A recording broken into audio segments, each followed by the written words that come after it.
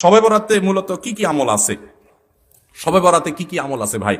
শবে বরাত উপলক্ষে ওই রাতে করার জন্য হাদিসে আলাদা করে এই আমল, এই নামাজ, এত সূরা, এতবার, এরকম কোনো কথা কোনো বিশুদ্ধ হাদিস দ্বারা প্রমাণিত না।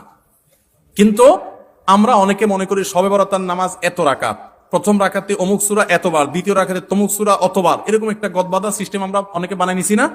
এগুলোর কথা কোনো হাদিস দ্বারা কিন্তু প্রমাণিত না। হাদিসের নামে, ইসলামের নাম মন গড়া কিছু করলে সেটা কিন্তু জায়েজ হবে না।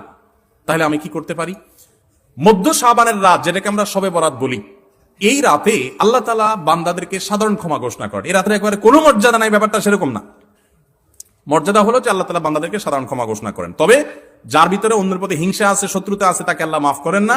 আর যে শিরকে লিপ্ত, আল্লাহ তাকে মাফ করেন না। আপনি মাজারে সিজদা করেন আর শবে বরাতে সারা রাত মসজিদে সিজদা করতেছেন আর কান্নাকাটি করতেছেন, লাভ নাই, কারণ আপনি শিরকে লিপ্ত। শবে বরাতের সাধারণ ক্ষমা বা মধ্য শাবানের রাতের সাধারণ ক্ষমার মধ্যে আপনি পড়বেন না। এই জন্য শবে বরাতে আল্লাহ তাআলা সাধারণ ক্ষমা যদি আপনি পেতে চান, তাহলে আপনার কি করতে হবে?